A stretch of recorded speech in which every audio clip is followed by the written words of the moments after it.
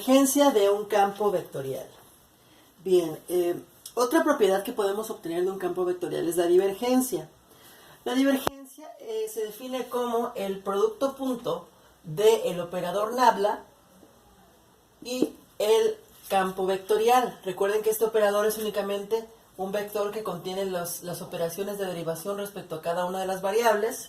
Si estamos hablando de dos dimensiones, es únicamente x y y, si son tres, x, y z, multiplicadas entonces por el campo vectorial, que tiene una componente en i, una componente en j y una componente en k, p, q, r. PQ únicamente en dos dimensiones. Entonces, al realizar el producto punto, lo que obtenemos es una suma.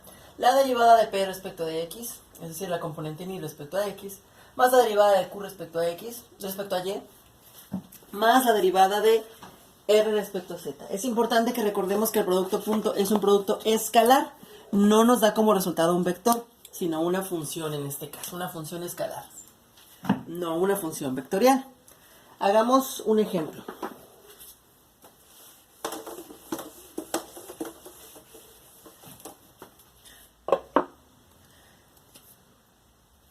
Tengo la función vectorial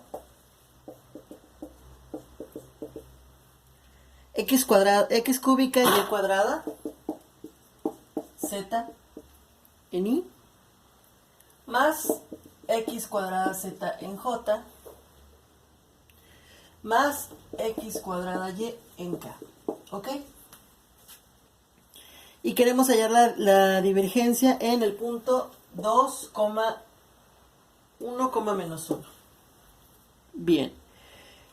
¿Qué vamos a hacer? La divergencia de este campo vectorial está dada por la derivada parcial respecto a x de este término, es decir, 3x cuadrada por y cuadrada por z. Ahora, más la derivada parcial respecto a y, que nos da 0, más la derivada parcial respecto a z, que en este caso nos da 0 también. Entonces nuestra divergencia es 3x cuadrada y cuadrada z. Ahora vamos a evaluar en el punto.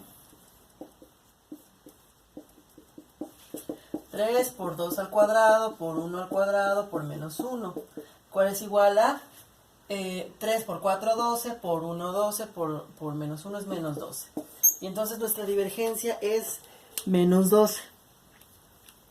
La divergencia tiene muchas propiedades importantes que podemos utilizar. Veamos cuáles son las interpretaciones físicas de la divergencia. Una vez que ya sabemos cómo determinarla, que es algo muy sencillo.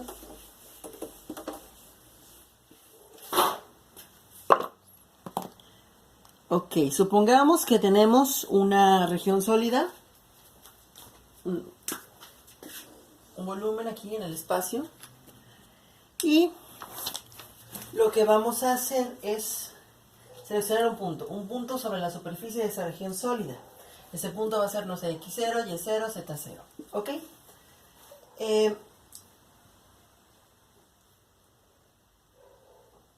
El flujo en el cubo iésimo sobre esta superficie, en esta región sólida, estaría dado, voy a ponerlo así, flujo en el iésimo cubo, en cualquier cubo diferencial. Estará dado por la divergencia de la función vectorial que fluye por esta superficie. Digamos que una función vectorial describe el flujo que hay a través de esta superficie o por esta región sólida, multiplicada por un diferencial de volumen iésimo. Por lo tanto, si sumamos las divergencias de cada uno de estos cubos infinitesimales, lo que vamos a obtener es el flujo a través de la superficie.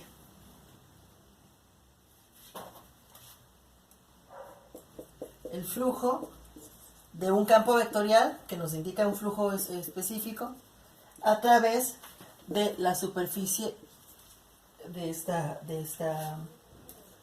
región sólida. Que bueno, eso estaría dado por una integral, pero no lo vamos a ver ahora, lo vamos a ver más adelante, que sería aproximadamente igual a la divergencia evaluada en ese punto multiplicada por un delta de volumen sobre esa superficie. Bien. De aquí obtenemos entonces que la divergencia de un campo vectorial en un punto específico, que es lo que encontramos en el ejercicio anterior, es aproximadamente igual al flujo de un campo vectorial, o el flujo descrito por un campo vectorial a través de una superficie por unidad de volumen. Ahora, si tomamos el límite cuando alfa tiende a 0, esta región tiende a ser más pequeña cada vez, podemos decir que la divergencia de un campo vectorial evaluado en cierto punto es igual al límite cuando alfa tiende a 0 de el flujo de este campo vectorial a través de la superficie sub alfa por unidad de volumen, lo cual nos deja con que la divergencia es el flujo por unidad de volumen en el punto x0, y0, z0. La interpretación física de la divergencia entonces es eso, flujo por unidad de volumen. ¿Cuánto fluye sobre cierta superficie por unidad de volumen?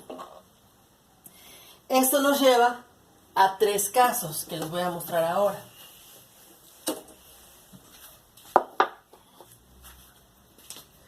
Cuando tenemos un flujo que a partir de un punto comienza a emerger,